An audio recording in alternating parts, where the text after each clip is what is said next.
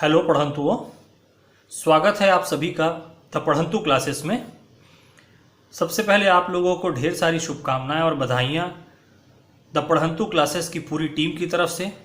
इतने कम समय में जो आपसे हमें स्नेह और सम्मान मिला है वो हमें आगे बढ़ने की लगातार प्रेरणा दे रहा है और हम दृढ़ निश्चित होकर आपको इस एग्ज़ाम की तैयारी करने के लिए सतत प्रयास में लगे हुए हैं। आप सभी को इतने कम समय में 1000 सब्सक्राइबर यूट्यूब सब्सक्राइबर होने के लिए, यूट्यूब में हमारे पढ़ंतु बनने के लिए आप लोगों का बहुत बहुत धन्यवाद। इस टीम से जुड़ने के लिए और इतना प्यार और सम्मान देने के लिए आप सभी का बहुत बहुत धन्यवाद। आइए आज पेपर 1 पार्ट 3 बुद्धिमत्ता परीक्षण, तार्किक योग्यता, विश्लेषणात्मक क्षमता, intelligence ability and quantitative aptitude and reasoning ability वाले पार्ट में हम संख्या पद्धति के तीसरे और बहुत महत्वपूर्ण लेक्चर में कंटिन्यू करते हैं। देखिए, लास्ट लेक्चर में हमने देखा था कि इकाई का अंक निकालने से संबंधित जो प्रश्न पूछे जाते हैं उसका उत्तर किस प्रकार देना है। लास्ट में मैंने आपको कुछ अभ्यास प्रश्न, कुछ प्रैक्टिस क्वेश्चंस आपको दिए थे, तो वो प्रैक्टिस क्वेश्चन के आंसर भी हम टैली कर लेते हैं 2 मिनट में। और साथ ही साथ में आपको जो एक उदाहरण मैंने कराया था गुणनफल में इकाई का अंक, उसमें एक छोटा सा आप सुधार कर लेंगे, ठीक है, क्योंकि उसमें उत्तर को लेकर के एक थोड़ी भ्रम की स्थिति थी, तो एक छोटी सी गलती वहां हुई थी, उसको आज हम सुधार लेते हैं, करेक्ट कर लेते हैं। देखिए, गुणनफल में इकाई का अंक का ये प्रश्न था 13 गुणित 12 गुणित 11 गुणित 233 गुणित 718 गुणित 5316, 13 into 12 into 11 into 233 into 718 into 5316। विधि मैंने आपको बताई थी कि गुणनफल में इकाई का अंक ज्ञात करने का तरीका, बड़े से बड़े नंबर हैं उन सबको गुणा करने की जगह पे हमें चाहिए यूनिट डिजिट। यूनिट डिजिट यानी उत्तर का लास्ट वाला नंबर। जैसे ये 5316 में इकाई अंक या यूनिट डिजिट कौन कहलाएगा? 6 कहलाएगा। 718 में यूनिट डिजिट या इकाई का अंक कौन कहलाएगा? 8 कहलाएगा। वैसे ही सब गुणा होने के बाद जो उत्तर में इकाई का अंक आएगा वो कैसे निकालेंगे? तो ध्यान रखिएगा कि ये जो है, जैसे ये देखिए, इसका अंतिम अंक 3 है, 3 को हमने 2 से गुणा किया तो आ गया 6, फिर 6 को आगे वाली संख्या के इकाई अंक से गुणा कर दिए, फिर आ गया 6 इंटू 3 कर दिए तो फिर हमको मिल गया 18 में से केवल यूनिट डिजिट या इकाई का अंक लेना है, यानी लास्ट वाला डिजिट लेना है। 8 इंटू 8 हमने ले लिया तो मिला 64 का केवल हमने लिख लिया 4, और 4 को फिर हमने 6 से गुणा कर दिया तो वापस हमें 24 मिलेगा, यानी इकाई का अंक 4।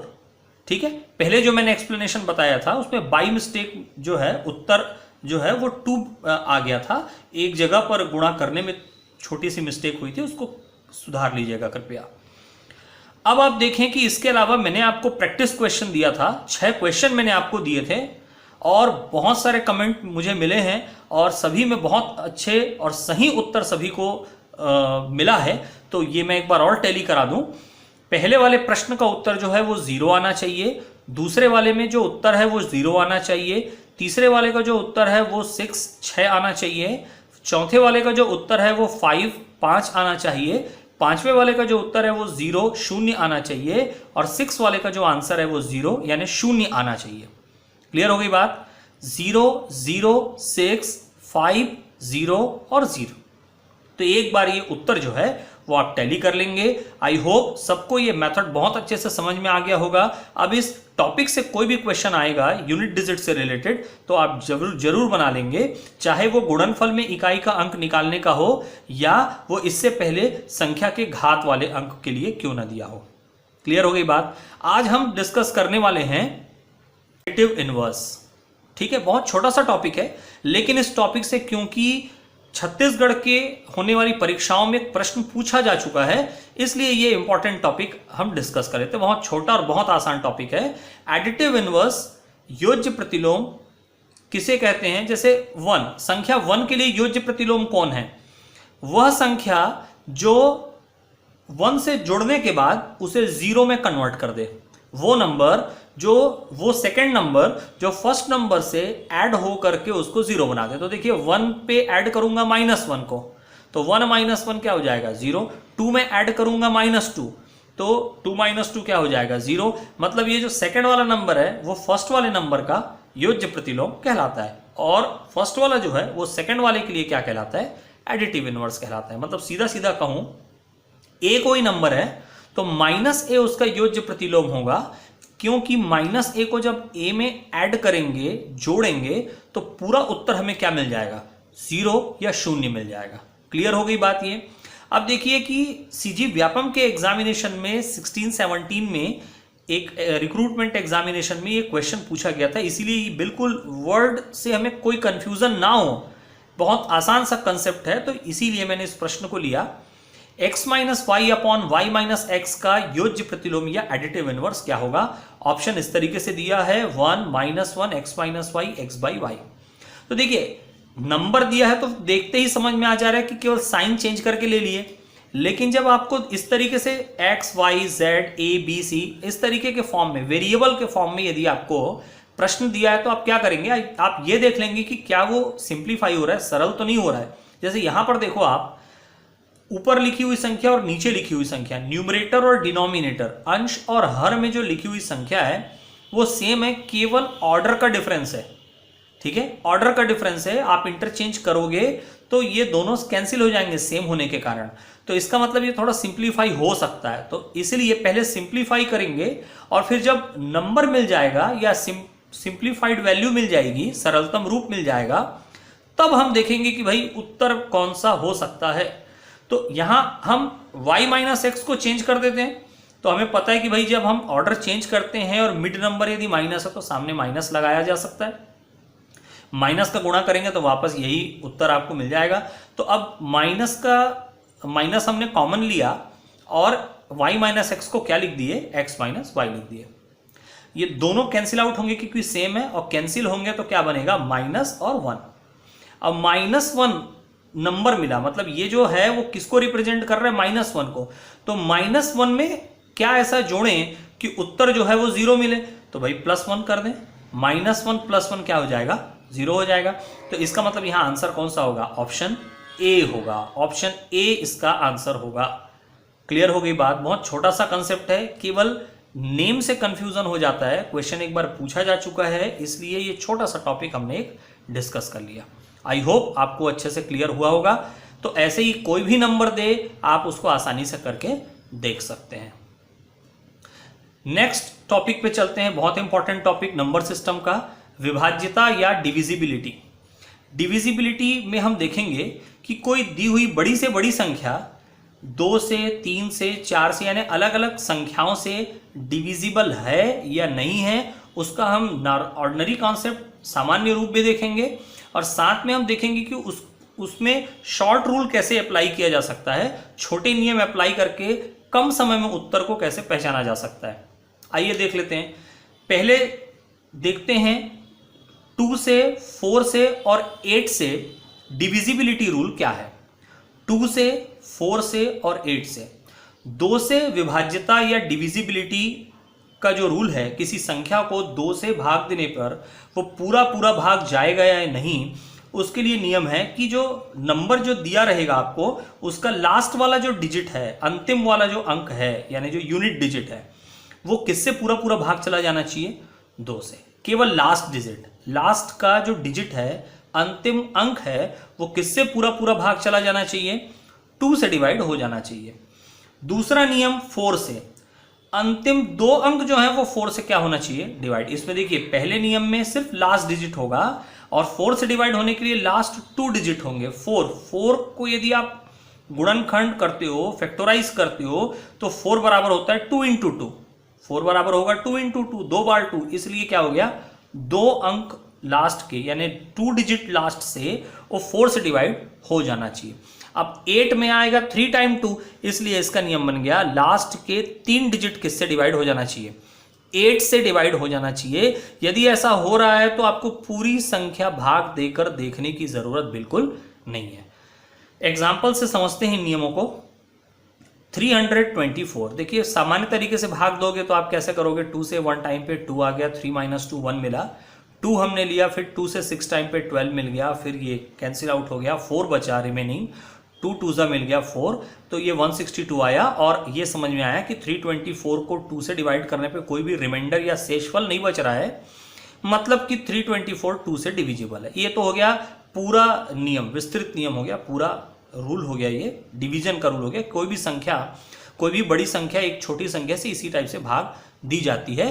तो अब नियम के अनुसार देखें, 324 में क्योंकि लास्ट में 4 है और 4 जो है वो किससे डिवाइड हो जाता है, 2 से, रिमाइंडर क्या मिलता है 0, इसलिए पूरी संख्या 2 से विभाजित होगी। तो देखिए ये करने में जो समय लगेगा उसके आधे से भी कम समय में आप इसको आसानी से पहचान सकते हो। दूसरा उदाहरण में भी देखो, 7 0 1 3 5 8 पूरा 6 डिजिट का नंबर है, लेकिन लास्ट डिजिट 8 है। तो लास्ट डिजिट 8 है, 2 से डिवाइड होगा, इसलिए 100% ये भी 2 से पूरा पूरा क्या हो जाएगा, डिवाइड हो जाएगा, आसानी से हो जाएगा। वैसे ही 7 9 3 5 3 4 में लास्ट डिजिट 4 है, तो आखिरी वाला नंबर 4 है, 2 से डिवाइड होगा, इसलिए पूरा नंबर किससे डिवाइड हो जाएगा, 2 से डिवाइड हो जाएगा। सपोज इन्हीं नंबरों को मैं 4 से देखूं, तो 324 में देखिए लास्ट में 24 है और वो 24 4 से डिवाइड होता है, मतलब 324 4 से भी डिवाइड हो जाएगा। क्लियर हो गई बात। अब यहां पे देखें 7 0 1 3 5 8 लास्ट वाले 2 डिजिट को हम 4 से डिवाइड करते हैं, तो नहीं 4 से डिवाइड नहीं हो रहा है। 58 4 से डिवाइड करेंगे, 4 से 1 टाइम पे 4, 5 - 4 1, 18 बचेगा, 18 तो डिवाइड नहीं होता, मतलब ये 4 से डिविजिबल नहीं है। वैसे यहाँ पे भी 34 जो है 4 के टेबल में आता ही नहीं है, इसका मतलब ये भी 4 से डिविजिबल नहीं है। 8 से डिविजिबल होने के लिए जैसा मैं 4 में 2 डिजिट देख रहा था, 2 के लिए 1 डिजिट देख रहा था, वैसे ही आप 3 डिजिट देख सकते हो। तो ये बिल्कुल 3 नियम एक साथ याद रखने हैं। 2 से डिविजिबिलिटी का रूल, 2 से डिविजिबिलिटी, 4 से डिविजिबिलिटी और आपका 8 से divisibility, 1 digit 2 digit 3 digit. Clear हो गई बात। तो ये एग्जाम्पल अच्छे से देख लेंगे। ये 3 रूल हो गए डिविजिबिलिटी के। आइए आगे के नंबरों पर बात करते हैं और 9 से 1 बाई 1 देखते हैं। 3 से संख्या के अंकों का योग 3 से विभाजित होना चाहिए। Sum of digit of a number will be divisible by 3। Okay, यदि किसी नंबर के डिजिट का टोटल सम वो यदि 3 से डिवाइड हो रहा है तो पूरा नंबर 3 से क्या होगा, डिवाइड हो जाएगा। देखें 3 6 1 2, 3 6 1 2 सामान्य तरीके से भी भाग देंगे तो देखिए 3 से एक बार पे 3 चला जाएगा, 3 दूनी 6, 2 बार पे 6 चला जाएगा और 3 चौक 12, ये मतलब भाग तो जा रहा है। नियम के अनुसार क्या हो रहा है आप जोड़ के देखिए, 3 + 6 + 1 + 2, 3 6 9, 9 1 10, 10 2 12 और 12 को सपोज मैंने, वैसे तो 12 से समझ में आ रहा है लेकिन फिर भी यदि मैं उसको और जोड़ दूं आपस में 1 + 2 तो मिलेगा मुझको 3, यानी इसका टोटल आ रहा है, सम ऑफ डिजिट अंकों का योग आ रहा है 3 और 3 तो 3 से बिल्कुल डिविजिबल है, इसलिए ये पूरा नंबर किससे डिवाइड होगा, 3 से डिवाइड हो जाएगा। 351 को भी देखें तो 3 + 5 8, 8 + 1 9, ये भी 3 से क्या होगा, डिविजिबल हो जाएगा इसी नियम से। तो ये हो गया 3 का नियम।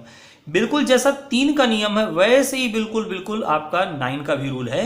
9 के लिए रूल है कि संख्या के अंकों का योग, ठीक है, सम ऑफ डिजिट ऑफ नंबर, वो 9 से डिविजिबल होना चाहिए, 9 से विभाजित हो जाना चाहिए। ठीक बात है। देखिए 9 के टेबल से ये रूल निकल करके आया है, आपको पता है। देखिए 9 के बाद 9 के टेबल में 9 के पहाड़ में आता है 18 18, वो भी 1 और 8 9 होता है। उसके बाद तीसरा संख्या आता है 27, 9 3 27, 2 और 7, फिर से 9 आएगा। तो आप देखोगे 9 के टेबल में जितने नंबर है, 9 के पहाड़े में जितनी संख्याएं हैं, उनको यदि आपस में आप जोड़ देते हो तो आपको हमेशा हर बार केवल एक ही डिजिट मिलेगा, वो है 9। तो अब देखें कि 9 से डिविजिबल होने वाला कौन है। तो 3 6 1 और 2 का तो जो टोटल है वो तो 3 मिल रहा था, तो ये तो 9 से डिविजिबल नहीं होगा, ठीक। लेकिन 3 5 और 1 का टोटल 9 हो रहा था, ये 9 से भी क्या हो जाएगा, डिविजिबल हो जाएगा। जो सेकंड वाला नंबर है 351, ये 9 से भी डिविजिबल होगा, 9 से भाग जाएगा, क्योंकि इन तीनों डिजिट का टोटल कितना आ रहा है, 9 आ रहा है। आगे बात कर लेते हैं। नेक्स्ट जो है वो 6 से है। 6 में अपन देखें 2 से और 3 से डिविजिबल होना चाहिए, 2 से एंड 3 से डिविजिबल। 6 से डिविजिबिलिटी के लिए 2 का और 3 का दोनों का रूल यदि लग रहा है, यदि 2 से भी और 3 से भी डिविजिबल है कोई नंबर, तो डेफिनेटली 6 से भी क्या होगा, डिविजिबल होगा। जैसे ये नंबर को देखने से ही समझ में आ रहा है 36 6 से 6 टाइम पे चला जाएगा और 12 जो है वो 2 टाइम पे जाएगा, तो 6 से डिविजिबल दिख रहा है। अब नियम के अनुसार चलते हैं। 2 से डिविजिबल होने के लिए नंबर का कौन सा डिजिट 2 से डिवाइड होना चाहिए? लास्ट वाला। तो लास्ट में तो 2 है, यानी ये तो 2 से डिविजिबल है। और 3 से डिविजिबल तो हमने देखा ही था कि इसका टोटल 3 आ रहा है, मतलब ये 100% 3 से डिविजिबल है। तो जो भी नंबर 2 और 3 से डिविजिबल है वो 6 से डिविजिबल होगा, ये इसका मतलब हुआ। क्लियर हो गई बात? तो 3, 6 और 9 ये तीनों आप ध्यान पे रखेंगे। 3 और 9 का रूल लगभग एक जैसा है। 6 वाले में 2 का और 3 का डिविजिबिलिटी रूल चेक करना है। 6 का अलग से कोई रूल जो है वो नहीं है। ठीक, बात करते हैं 5 से डिविजिबिलिटी रूल। तो 5 से डिविजिबिलिटी रूल बहुत आसान है। नंबर के एंड पे यदि 5 या 0 है, क्योंकि देखिए 5 का टेबल दिख रहा है क्लियर 5, 10, 15, 20, 25, 30 और आगे आप जान रहे हैं बिल्कुल अल्टरनेट दिख रहा है। 5 आ रहा है, 0 आ रहा है, 5 आ रहा है, 0 आ रहा है, 5 आ रहा है, 0 आ रहा है एंड में।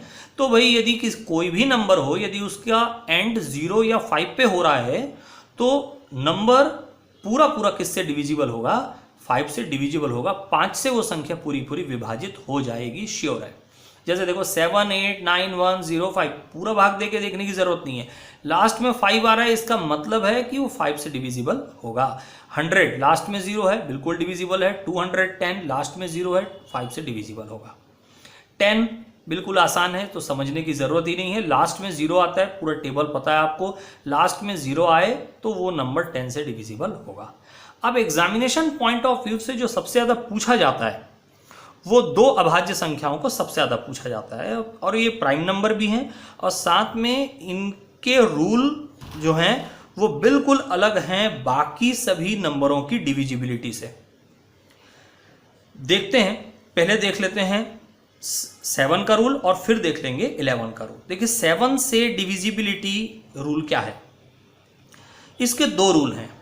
तो पहले तो स्पेशल नंबरों के लिए देख लेते हैं।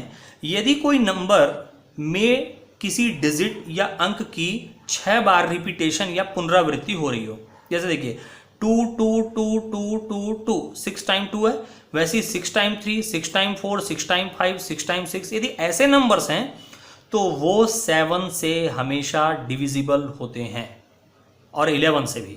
7 से भी होते हैं और 11 से भी होते हैं, एकदम ध्यान रखिएगा। ऐसे क्वेश्चन एग्जामिनेशन में आने पे वो बिल्कुल बोनस मार्क है, क्योंकि आपको कुछ भी लगा के उसमें या डिवीजन करने की, एडिशन करने की, सब्ट्रैक्शन करने की, कुछ करने की जरूरत नहीं है। देखिए वेरीफाई करके भी देख लेते हैं, इसको 7 से हम डिवाइड करके भी देख लेते हैं। देखिए 7 3 21, 22 माइनस 21 1 बचा। अगला वाला 2 ले लिए, 7 1 7, 12 माइनस 7 5 आ गया। अगला नंबर ले लिए 2, फिर आ गया 7 इंटू 7 49, 52 माइनस 49 3 आ गया। नेक्स्ट जो नंबर है वो 2 ले लिए, तो भाई 7 इंटू 4 28, 32 माइनस 28 4 हो गया, 2 आ गया। 7 इंटू 6 42। तो देखिए पूरा लास्ट में कोई भी नंबर बचा नहीं, कोई भी रिमाइंडर नहीं बचा, शेषफल नहीं बचा, क्लियर दिख रहा है। तो ये जो आपका नंबर है वो पूरा किससे डिविजिबल है? 7 से डिविजिबल है। तो इससे समझ में आता है कि यदि 6 टाइम रिपीटेशन हो रहा है किसी डिजिट का, अंक का 6 बार पुनरावृत्ति हो रहा है, रिपीटेशन हो रहा है, तो 100% वो 7 से डिविजिबल होगा। जैसा मैंने वेरीफाई किया, आप समझने के लिए 1-2 नंबरों को लेकर और वेरीफाई कर सकते हो, जिससे एकदम श्योर हो जाए और ये जो पॉइंट है वो बिल्कुल आपको याद हो जाए। बिल्कुल एग्जाम में यदि आता है, इनकी जगह पे आप ध्यान रखिएगा, ये डिजिट नहीं है। आप थोड़ा सा क्वेश्चन में चेंजेस आ रहे हैं। अब क्या लिखा जा रहा है, इसकी जगह पे कोई अल्फाबेट दे देगा। जैसे आपको दे दिया भाई ए, कोई नंबर है ए और 6 बार ए लिख दिया। अब उसमें बोला नीचे आपको ऑप्शन में गिवन होगा कि भाई ये 7 से डिविजिबल है, 8 से डिविजिबल है, 2 से डिविजिबल है, कि किसी से डिविजिबल नहीं है, किसी से भाग नहीं जाएगा। तो ध्यान रखिएगा 7 यदि ऑप्शन पे है या 11 यदि ऑप्शन पे है, या कोई ऐसा ऑप्शन है जिसमें 7 से और 11 से ऐसा लिखा हुआ है, तो याद रखिएगा वही आपके प्रश्न का क्या होगा, उत्तर होगा। क्लियर हो गई बात? तो ये हो गया 7 से डिविजिबिलिटी रूल की बात। आगे चलते हैं, देख लेते हैं 7 से कॉमन नंबरों के लिए रूल। कॉमन नंबरों के लिए रूल देख लेते हैं। कॉमन नंबरों के लिए क्या रूल है, जैसे सपोज आपको दे दिया 4 2 3 5 7 या दे दिया 5 0 4 या दे दिया 5 8 8, तो ऐसे नंबरों में वो 7 से डिवाइड होगा या नहीं होगा कैसे देखेंगे। स्पेशल नंबर के लिए तो समझ गए कि 6 टाइम रिपीटेशन होगा तो 7 से डिविजिबल होगा।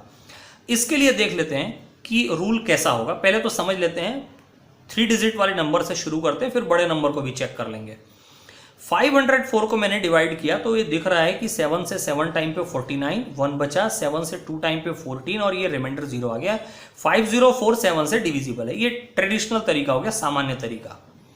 अब 7 का रूल कैसे बना है उसके अनुसार देख लेते हैं। देखिए लास्ट वाला जो नंबर होगा कितने भी डिजिट का हो सकता है, इधर नंबर जो दिया है वो कितने भी अंकों का क्यों ना हो, जैसे ये 3 डिजिट है, 5 डिजिट, 7 डिजिट, जितना भी हो, लास्ट वाले डिजिट का कर लीजिए आप ट्वाइस, डबल कर लीजिए उसको, 4 × 2 8। और ये बचे हुए भाग से, बाकी लास्ट वाले डिजिट को छोड़कर बचे हुए भाग से उसको माइनस कर लीजिए। तो 8 को मैंने 50 से माइनस कर लिया तो बच गया 42। अब ये जो आंसर है वो देखते ही समझ में आ रहा है 7 के टेबल पे आता है, मतलब डिवाइड हो ही जाएगा। तो जब ये रिजल्ट डिवाइड हो जाएगा तो इसका मतलब ये रिजल्ट किससे जनरेट हुआ, 504 से। तो 504 भी 100% 7 से क्या होगा, डिविजिबल होगा। मान लो कि यहाँ पे 42 की जगह पे 43, 44, 45 ऐसा नंबर आता जो 7 से डिविजिबल नहीं होता, तो इसका मतलब ये नंबर भी 7 से क्या नहीं होता, डिविजिबल नहीं होता। और एक नंबर देख लेते हैं 588। 588 पे देखें लास्ट डिजिट है 8, इसका डबल करते हैं तो हो गया 16, और 16 को बचे हुए नंबर यानी 58 से माइनस करने पे आ रहा है 42, तो ये तो 7 से डिविजिबल है, यानी 588 भी क्या होगा, 7 से क्या होगा, डिविजिबल होगा। क्लियर है। इसी तरीके से आइए देख लेते हैं 5 डिजिट के लिए क्या होगा। तो अब याद रखिएगा ऐसा नहीं है कि ये प्रोसेस एक ही स्टेप में है। ये रिजल्ट यदि ज़्यादा डिजिट में, ज़्यादा अंकों में आता है तो हम इस प्रोसेस को तब तक कंटिन्यू करेंगे जब तक यहाँ पे आने वाला रिजल्ट 7 से डिविजिबल है या नहीं है वो हम पहचान नहीं जाते, तब तक इसको रिपीट करते रहना है। देखिए 42,357, 42,357, 7 को मैंने अलग कर लिया बाकी भाग से, डबल किया मैंने, आया 14, 14 को मैंने 4235 से माइनस कर दिया, 4221 मिल गया मुझको। 4221 तो देख के पहचान पाना संभव नहीं है, फिर से कंटिन्यू किया मैंने, 1 मैंने अलग कर लिया, 422 अलग कर लिया, 1 का डबल किया आ गया 2, 2 को मैंने माइनस किया बचे हुए भाग से, 422 से आया 420, यहाँ से क्लियर हो रहा है। 7 से 6 टाइम पे 42 आ जाएगा, 7 0 0, 60 आ जाएगा। तो इसका मतलब ये 42,357 ये 7 से क्या है, डिविजिबल है। मेरे बताने में समय लग रहा है, जब आपकी प्रैक्टिस अच्छी हो जाएगी तो विद इन 5 सेकेंड आप बड़े से बड़े नंबरों का आंसर कर पाएंगे, सही सही कर पाएंगे, बिना किसी डाउट के कर पाएंगे। क्लियर है। नेक्स्ट देख लेते हैं 11 से विभाज्यता। ओके, तो 11 से विभाज्यता के लिए देखिए यहां पर भी सेम कंडीशन। एक रूल तो पहले ही आपको बता चुका हूं कि यदि 6 टाइम रिपीटेशन हो रहा है नंबर का तो वो 11 से डिविजिबल होगा। ये मैं आपको 7 के रूल के साथ बता चुका हूं। पेयर में आप देख सकते हो 11 से 6 टाइम पे 66, फिर 6 टाइम पे 66, फिर, क्योंकि देखिए पेयर पूरा बन पा रहा है तो ये 11 से डिविजिबल हो गई, ये देखते ही समझ में आएगा। 11 के तो टेबल में भी नंबर ही इस प्रकार के रहते हैं, तो ये आप बहुत अच्छे से समझ रहे हैं। अब बात करते हैं कि बाकी इस तरीके के ऑर्डिनरी नंबरों में कैसे जानेंगे कि दिया गया नंबर 11 से डिविजिबल है या नहीं है। तो ध्यान से देखिएगा इसको, क्योंकि इसके बेस पे क्वेश्चन फॉरेस्ट सर्विस एग्जामिनेशन में पूछा जा चुका है। देखिए क्या है, यहां 6 डिजिट का नंबर हमने लिया है 531421, कितने भी डिजिट का हो सकता है, मैंने 6 डिजिट का एक नंबर लिया है 531421। अब ट्रेडिशनल तरीके से देख रहे हैं तो ये सारा एक एक करके पूरे डिवाइड करना पड़ेगा और फिर पता लगेगा कि ये आपका जब रिमाइंडर 0 आएगा तब आपको पता लगेगा कि हाँ ये नंबर 11 से डिविजिबल है। इसके अलावा और क्या तरीका है, आप एक एक नंबर छोड़ करके आप पेयर बना लो। यानी जैसे देखिए पहला नंबर शुरू किए 5 को लेना, 3 छोड़ दिए, 1 ले लिए, 4 छोड़ दिए, 2 ले लिए और इनका पेयर बना लिया, यानी 5 1 2 का पेयर और छोड़े हुए नंबरों का एक पेयर। एक एक के गैप में आने वाले नंबरों को ऐड करके अलग टोटल कर दिए और एक एक नंबर जिसको हम काउंट करते चल रहे हैं उनको टोटल करके अलग रख लिए। इन दोनों का डिफरेंस यदि जीरो आ रहा है, इन दोनों का डिफरेंस यदि जीरो आ रहा है, जीरो आए और या तो ऐसा नंबर आ जाए जो 11 से भाग चला जाए, 22 आ जाए, 11 आ जाए, 33 आ जाए, तो यदि ऐसा हो रहा हो तो नंबर जो है वो किससे पूरा पूरा भाग जाएगा, 11 से भाग पूरा पूरा चला जाएगा। क्लियर हो गई बात। एक और एग्जांपल देख लेते हैं, इसका डिटेल एक्सप्लेनेशन तो हमने देख ही लिया कि ये पूरा भाग जाएगा यदि ट्रेडिशनल तरीके से भी देखते हैं तो। ये देखिए 18536, तो 1 8 छोड़कर 5, 3 छोड़कर 6, 1 5 6, 6 और 6 12, और इधर से 8 और 3 हो गया आपका छोड़ा हुआ नंबर 11। तो ये हो गया आपका 12, ये हो गया 11, 12 माइनस 11 1 आ गया। तो श्योर है कि 1 तो नहीं होता, ना तो 11 से डिवाइड होता है और ना ही ये 0 है, तो ये नंबर 11 से डिविजिबल नहीं होगा। बहुत इंपॉर्टेंट कंसेप्ट है। 11 से विभाज्यता भी अच्छे से ध्यान रख लीजिएगा और 7 से विभाज्यता भी अच्छे से ध्यान रख लेंगे। क्लियर है। एक नेक्स्ट वेरी इंपॉर्टेंट टॉपिक, गुणनफल में शून्यों की संख्या, number of zero in product. ये भी सीजीपीएससी के एग्जामिनेशन में पूछे जाने वाले इंपॉर्टेंट टॉपिक में से एक है। इसमें कुल 2 टाइप के कंसेप्ट इसमें भी हमको देखने हैं। तो यहाँ पे पहला कंसेप्ट देखते हैं कि जैसे कि गुणनफल में इकाई का अंक बोला जा रहा था, बिल्कुल वैसी गुणनफल में शून्यों की संख्या क्या होगी। मतलब जब ये दिए गए नंबर पूरे मल्टीप्लाई होंगे, प्रोडक्ट होगा इनका, गुणा होगा इनका, एक बड़ा सा नंबर आएगा। जैसे देखिए 12 को 25 से मैंने गुणा किया, आया 300, और 10 को 20 से गुणा किया, 200 आ गया। फिर इनको आपस में गुणा किया तो आ गया 6 और 2 40, यानी 60,000। तो 1 2 3 4, यानी इसके शून्यों की संख्या कितनी हुई, 4 हुई। कम संख्या है, गुणा जल्दी हो गया। संख्या बड़ी होंगी या ज़्यादा संख्याएं दी होंगी तो गुणा करने में समय लगेगा, गलती भी हो सकती है, पॉसिबल है। तो अब देखें कि इसका और दूसरा तरीका क्या है। एक तरीका तो ये समझ में आ गया कि भाई दिया हुआ नंबर है उनको गुणा कर लो ट्रेडिशनल तरीके से, फाइनल आंसर में काउंट कर लो लास्ट से 0, सिर्फ अंतिम के ही शून्यों को गिनना है, ये ध्यान रखिएगा। कोई भी नॉन जीरो डिजिट आने के पहले यदि कोई नंबर आ जाता है वो आपको काउंट नहीं करना है। मान लो यहाँ पे ऐसा आ गया 606 और उसके बाद 40, तो वो वाला 0 काउंट नहीं होगा। ये नियम अंतिम गुणनफल के अंतिम में शून्यों की संख्या है। हालांकि क्वेश्चन में ऐसे ही बोलेगा आपको कि गुणनफल में शून्यों की संख्या बताएं। तो हाँ, तो अब इस प्रश्न पर आते हैं। ये प्रश्न पर दूसरा और छोटा तरीका क्या हो सकता है। तो देखिए एक और क्या तरीका है, सबसे आसान। हमें पता है कि भाई 2 और 5 को एक बार मल्टीप्लाई करते हैं तो 10 बनता है, यानी 1 0। तो बस यही काम हमें करना है, इन सभी को फैक्टराइज कर देना है और इनसे छोटे गुणनखंडों के रूप में इसको लिख देना है। 12 को क्या लिख सकते हैं, 2 × 2 × 3, 25 को 5 × 5, 10 को 5 × 2, 20 को 2 × 2 × 5। इसमें केवल ये देख लीजिए कि 5 2 का पेयर कितनी बार बन रहा है। तो ये 2 5 का एक पेयर, ये 2 5 का 2 पेयर, ये 5 के साथ एक 2 और ये 5 के साथ एक 2, कुल 4 पेयर हैं। 2.2 × 5 के 4 पेयर, इसलिए आखिरी में कितने 0 होने चाहिए, 4, जो कि यहाँ पे पहले ही हम गुणा करके देख चुके हैं, समझ चुके हैं। तो उसी तरीके से अगले प्रश्न की तरफ आ जाते हैं।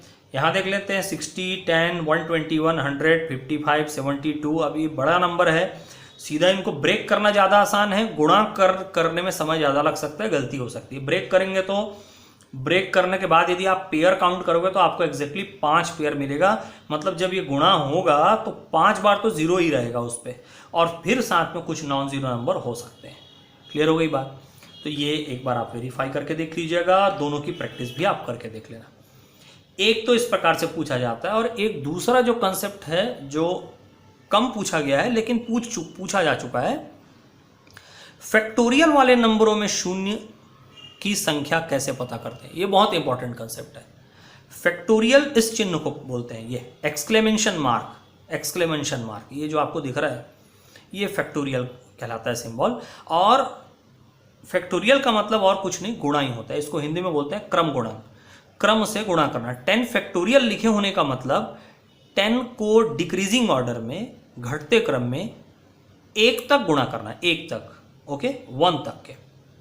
और या तो आप ऐसा समझें कि 1 से लेकर बढ़ते क्रम में इस संख्या तक का लगातार गुणा, प्राकृत संख्याओं का गुणा, नेचुरल नंबर का multiplication starting from 1 to the given number, दिए गए संख्या तक। जैसे 10 फैक्टोरियल का मतलब होता है 10 into 9 into 8 into 7 into 6 into 5 into 4 into 3 into 2 into 1, या ऐसा बोलें 1 into 2 into 3 into 4 into 5 into 6 into 7 into 8 into 9 into 10। शून्यों की संख्या के लिए कंसेप्ट तो पहले ही देख चुके हैं कि 2 5 का पेयर, 10 में आ गया 5 और 2, 5 एक दिख रहा है, एक 2 दिख रहा है। इसके अलावा ब्रेक बाकी नंबरों को करोगे तो 2 तो मिल जाएगा लेकिन 5 नहीं मिलने वाला, इसलिए बाकी को हमने चेक नहीं किया। तो एक पेयर यहाँ, एक पेयर यहाँ, यानी जब ये गुणा होकर जो नंबर आएगा उसमें कितने जीरो मिलेंगे हमको? 2 जीरो। 20 की बात करते हैं तो पूरा 1 से लेकर गुणा पूरा कहाँ तक चलेगा? 20 तक, इतना तो रहेगा ही 10 तक। इसके बाद इंटू में इसके कंटिन्यूएशन में, इसके गुणा के रूप में यहाँ गुणा, और गुणा के साथ पे 20, 19, 18, 17 पूरा आ जाएगा। तो वैसे ही इसमें देखेंगे तो 10 और 5 इंटू 2, यहाँ से 2 शून्य तो पहले ही निकल के आ चुके, ये देख ही चुके ऊपर। 20 ब्रेक करेंगे 2 इंटू 2 इंटू 5, 15 ब्रेक करेंगे 5 इंटू 3, तो एक 5 ये हो गया, दूसरा 5 ये हो गया, और ये 2 बार 2, तो 2 ये हो गया, 2 ये हो गया, टोटल 4 जीरो। लेकिन ये लेंथी प्रोसीजर है, जैसे जैसे नंबर बढ़ेगा तो हम कितनी बार संख्या लिख लिख कर बार बार उसको देखते रहेंगे। तो इसका और शॉर्ट फॉर्म ये है कि बस आप ये करें कि आप 5 से डिवाइड कर दें संख्या को, 5 से डिवाइड कर दें। 5 से डिवाइड करने के बाद जो रिमाइंडर बचेगा वही आपको शून्यों की संख्या बताएगा। इन्हीं दोनों को 5 से भाग देके देखते हैं। 10 को 5 से डिवाइड करते हैं तो 2 टाइम जाएगा। अब ये 2 को फिर से 5 से भाग देना चाहेंगे तो नहीं जाएगा, ध्यान रखिएगा। ये 2 अब 5 से छोटा हो गया, 5 से छोटा हो गया, मतलब डिवाइड नहीं कर सकते। तो ये जो आपको कोशेंट मिला, जो भागफल मिला, ये आपका उत्तर हो गया, सीधे सीधे मिल गया 2 जीरो। 20 को आप 5 से डिवाइड करोगे 4 टाइम ही जाएगा, 4 टाइम जाएगा तो ये 4 क्या हो गया? आंसर हो गया। और आ भी रहा है, इसमें कितने जीरो आ रहे हैं? 4 जीरो आ रहे हैं, ठीक है। बड़े नंबरों पे क्या हो जाएगा? बड़े नंबरों पे मान लो यहाँ पे ऐसा कोई नंबर है कि ये एक बार और भाग जा सकता है, तो वो भाग भी दे देंगे, और इन फिर नीचे 20 छोड़कर बाकी नीचे जितनी संख्या मिली उनको जोड़कर उतनी कुल शून्यों की संख्या बताई जा सकती है। क्लियर हो गई बात आपको? तो ये अच्छे से आप प्रैक्टिस कर लोगे शून्यों की संख्या गुणनफल में, यानी प्रोडक्ट में number of zero find out करना, फैक्टोरियल वाले नंबर में भी, ऑर्डिनरी नंबर में भी, विभाज्यता डिविजिबिलिटी का रूल, स्पेशली 7 और 11 का रूल, और साथ में एडिटिव इनवर्स या योज्य प्रतिलोम का कंसेप्ट। तो ये बहुत इंपॉर्टेंट टॉपिक है, आप अच्छे से तैयारी कीजिए, नोट्स आप साथ में बनाते चलिए। आपको और किसी भी प्रकार की बुक रिफर करने की ज़रूरत नहीं पड़ेगी, आप कंसेप्ट 1 बाय 1 चलते चलें। संख्या पद्धति के सारे इंपॉर्टेंट टॉपिक हमने देख लिए। अब नेक्स्ट लेक्चर में हम आगे कंटिन्यू करेंगे। तो पढ़ंतुओं, पढ़ते रहिए। धन्यवाद।